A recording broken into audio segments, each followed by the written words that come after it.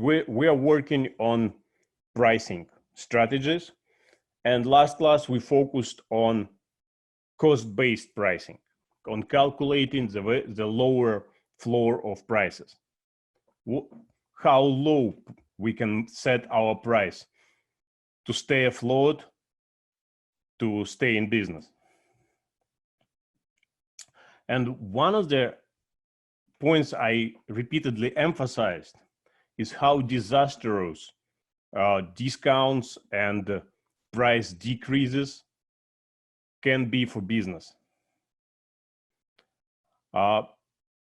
In an Excel file I provided for our homework calculation, there is a second page which I want to use to illustrate these points once again before moving to the next options. This second page on pricing exercise shows a company that sells consumer products at the price of just $10, while their costs stay at $8.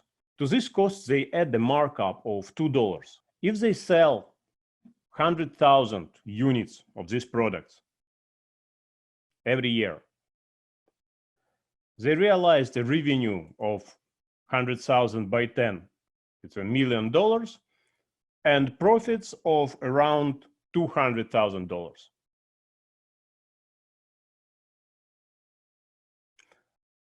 What happens if they decide to give their customers just a small discount?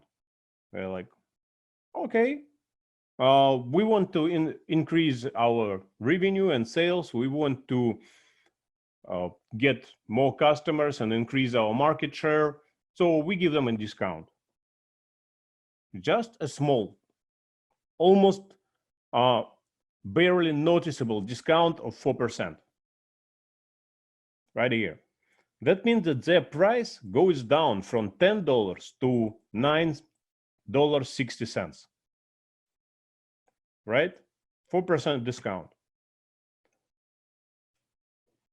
And it also means that their contribution margin, their markup, decreases from $2 to $1.60. The whole point of decreasing the price, is increasing demand and selling more of our product. And this calculation shows how much more we should sell to keep making the same amount of profit.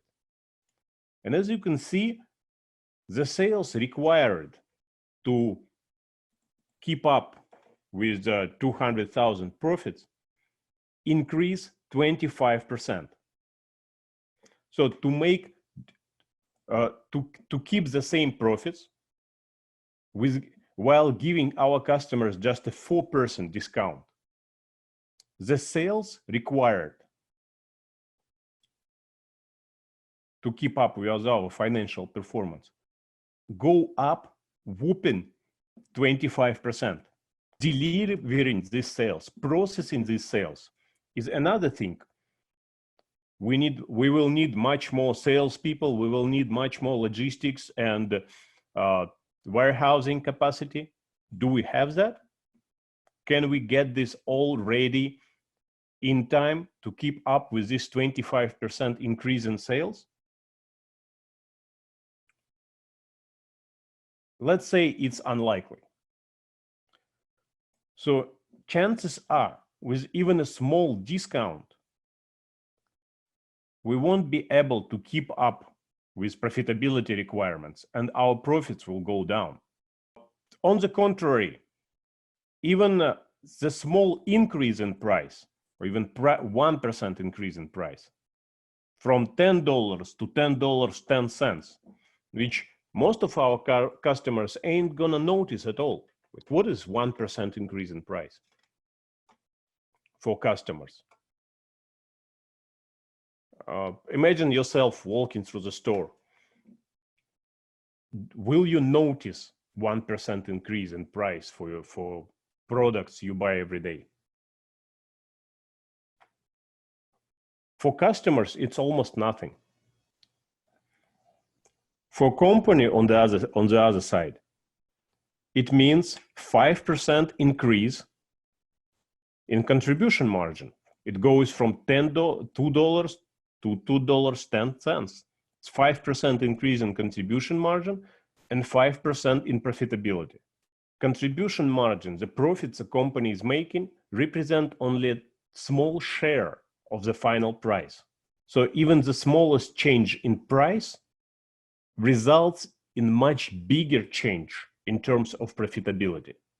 Last class, we discussed 3 types of strategies for pricing. The lower floor of pricing is defined through cost-based pricing. And then we need to define the higher end of our price through customers' willingness to pay, and middle point of our pricing by comparing our prices to competitors, to the current market condition. So today we start talking more about other 2 pricing strategies. On the customer side, to evaluate customers' willingness to pay and decide how high our price can go, we can use market research method known as conjoint analysis. For conjoint analysis, we ask our customers to compare several options. Our product priced at certain level and competitors' product priced differently. We discussed this type of research when we talked about marketing research. So what will you choose? Apple for 1500s, iPhone, or Samsung Galaxy for 1200s, or Samsung Galaxy for 1100s, or Samsung Galaxy for 900s. At every price level, we measure share of customers who decide to switch to our products or competitors' products based on the fixed features, fixed brand preferences, with only thing different being the price. This research on energy drinks,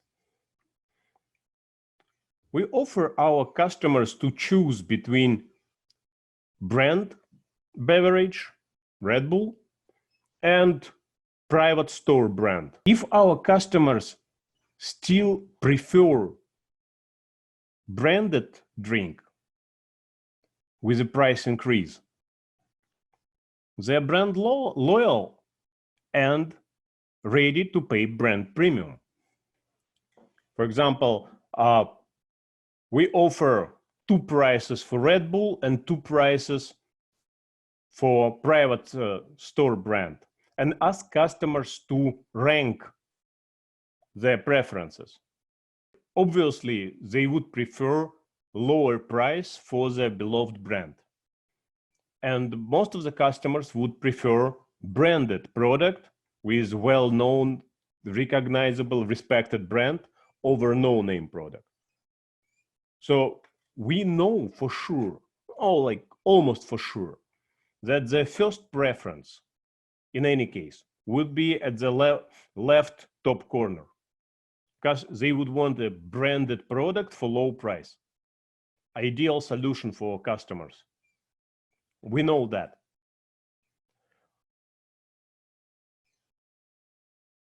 And we know that higher branded private label would be their less preferred option. So choice in the bottom right corner would be less preferable for for almost any customers. We know that. But what we don't know, and what is interesting here, is the choice between left bottom corner and top right corner. Choice between branded product for higher price and no name product for lower price. If customers are loyal to our brand, they will be ready to pay this extra $1 to get the branded product. So the second best option would be on the bottom left. But if customers are price sensitive and ready to switch, their second option would be in the top right corner. No name product for lower price.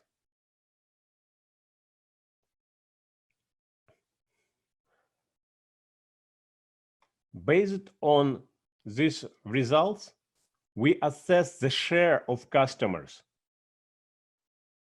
who would switch at the different price levels. We increase the price $1.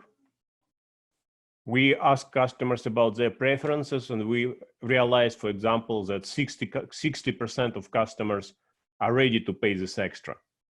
Okay, then we try to increase price $2. And we realize that only 40% of customers still stay with our brand, still prefer it over less pricey options.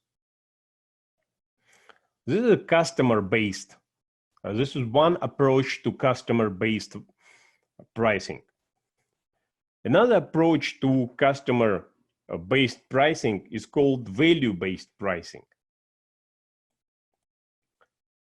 Value-based pricing is based on benefits that our customers derive from using our product. It's based on what kind of value and what amount of value they perceive in using our product. It is linked directly to our product's market position. There is a video case attached to our class in course materials on value-based pricing at Taco Bell. The story there is about how Taco Bell was trying to find the right price, which would cover their cost, but still provide competitive advantage over their competitors. So they started from focusing on perceived value of their products, what their customers wanted, and what were their pain points, like disadvantages and discomforts they found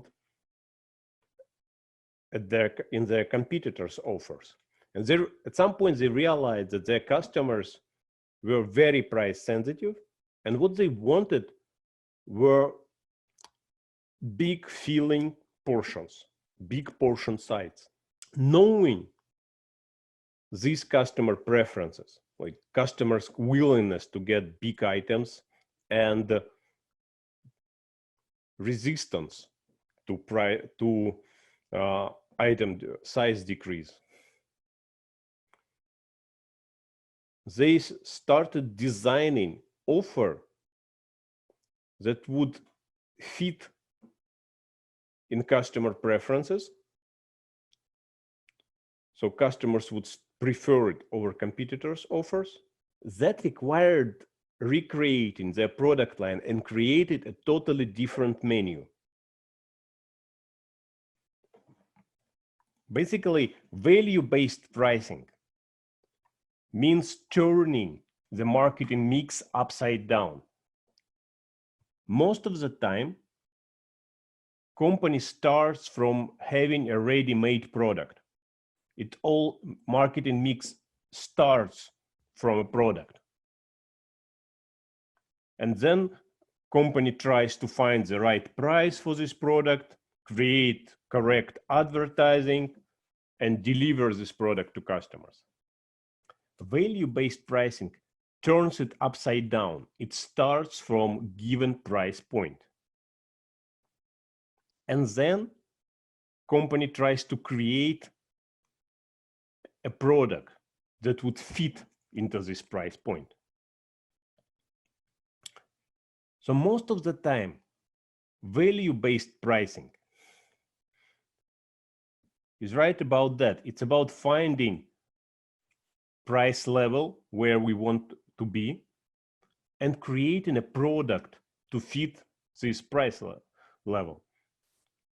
And most of the time, value-based pricing is about low price, when we realize that we cannot increase the price beyond certain point.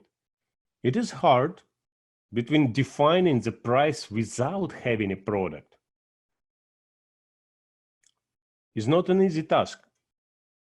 How we compare to our competitors, how would we know at what price point our customers start to switch to our competitors? To know that, we need to know what makes our product valuable and what constitutes our brand value. Our brand value, brand equity we have with our customers substitutes product value. So customers decide whether they want our product or not based on our brand name. And to compare to our competitors, we use the tool known as pricing table. Pricing table is a price comparison based on brand name and product features. The idea is that comparing prices based solely on the price may be not valid if product features, product attributes differ a lot. So pricing table compares different products given certain set of features and attributes each product might have. You have probably seen this pricing table at the car dealerships. You can have a car with a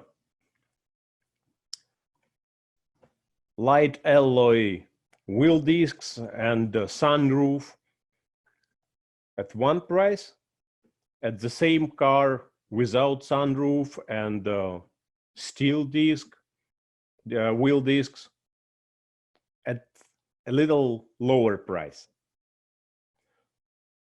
Pricing table allows us to take into consideration brand equity and product attributes. Many companies use pricing table to illustrate their own offerings. Like the example we see there. It's the same company, same brand name, and different subscriptions based on different set of attributes. Most of the time, more expensive, more feature-rich options are on the right, basic options are on the left. Using tools like pricing table to compare our price to our competitors is a part of market-based pricing. It enables us to decide based on our brand strength and based on our product features whether we need to be higher or lower than our competitors. The key element of this is the comparative, relative nature of pricing decision, of purchase decision. Customers realized whether our price is right or high or low based on a comparison to other options. One way to think about it, customers compare our price to the value they're getting, to what features and what product benefits they're getting. The other ways of comparison include different times. The whole idea of seasonal sales is based on customers comparing our seasonal sale price, right, to our normal price, so that they can see a difference. Like normally this product, like a MacBook, costs $2,500, but this week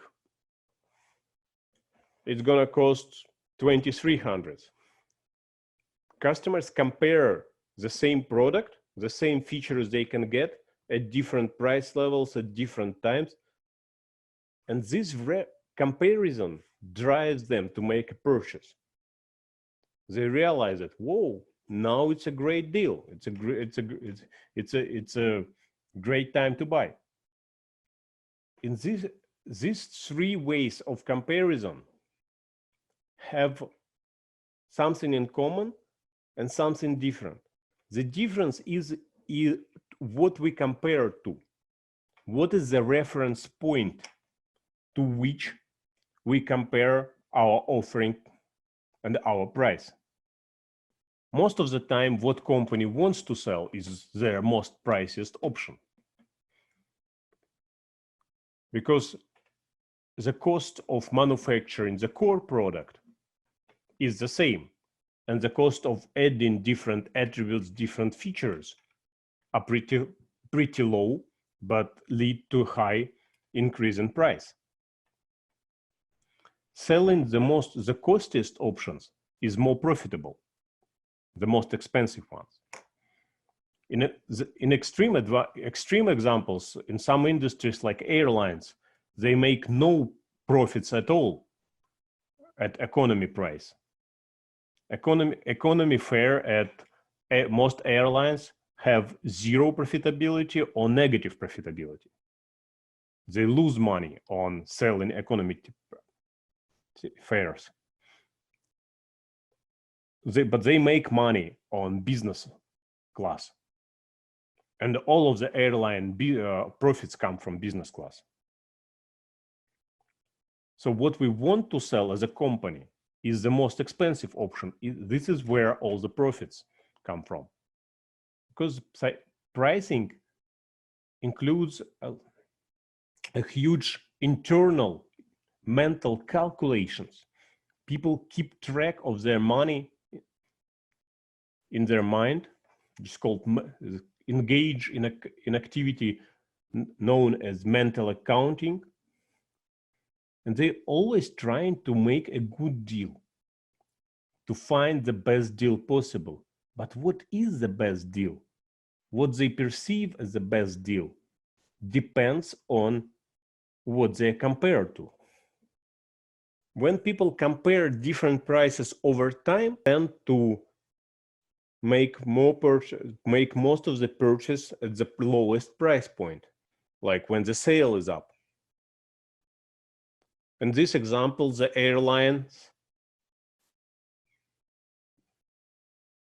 launch seasonal sales after Christmas.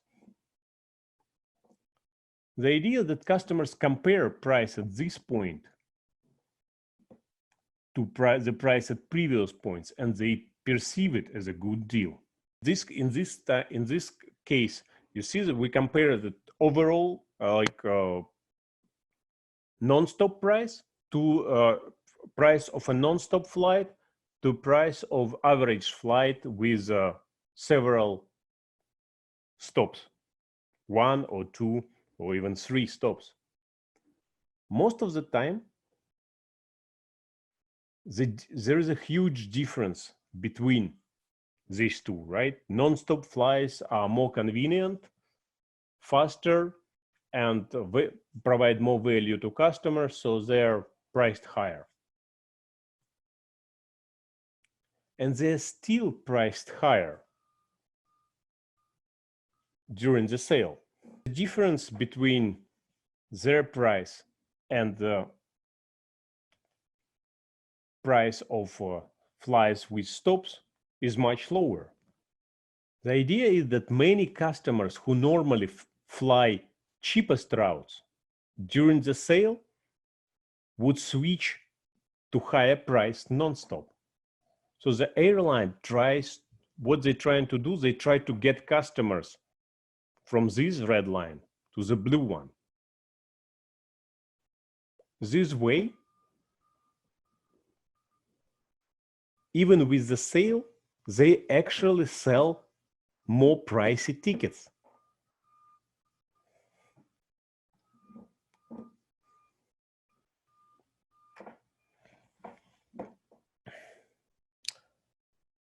The last point I will talk about is the pricing around the product life cycle. How companies can price their new products for market success. Basically, the price for a new product can be low or it can be high. When we set the price for low product at the low level for new product, the low price for new product, we want more customers to start using these products right away, trying it and realizing its great value, so that in the future we can increase the price. This is basically Uber strategy. Give everyone a very cheap, convenient rides so that they love it, they stop buying cars, they stop using public transportation, and then we increase the price when they get to love our product. We want as many customers as possible to start using our product as soon as possible. We want our product to penetrate the market. This is why setting the price at the very low point for a new product is called market penetration. On the contrary, when we set the price for new product at the very high level,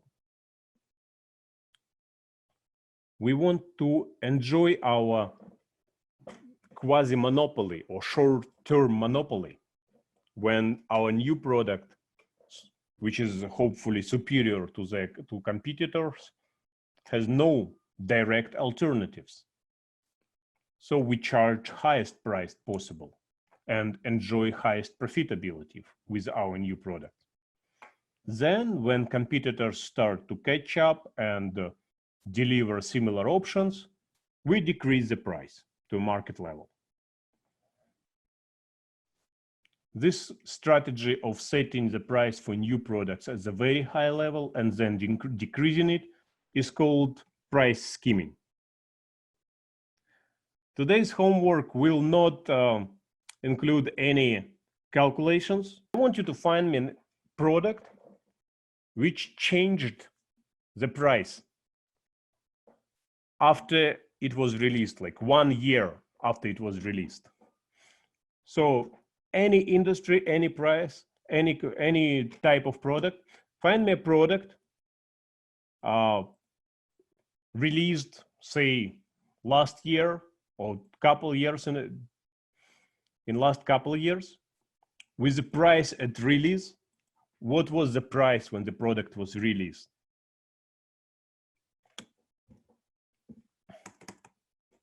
And link where this information comes from.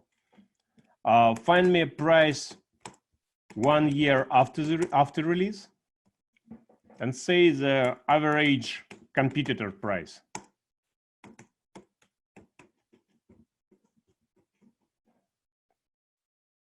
And based on this information, make a conclusion.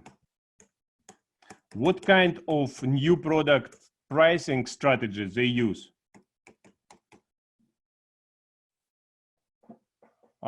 Strategy can be penetration,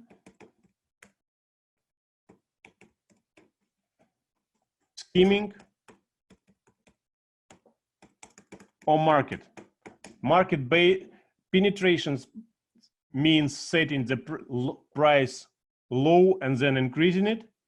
Skimming means setting the price high and then decreasing it. Market-based pricing is keeping the price at the market average at all times.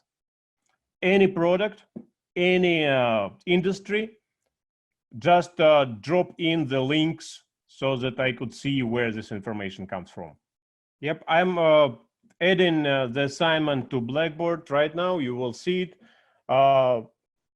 And there will be an Excel form for you to complete.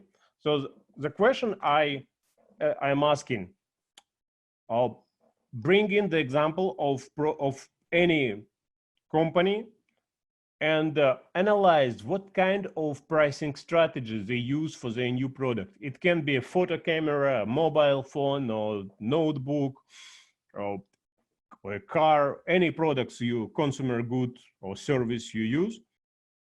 And what I'm interested in, how the price changes over time.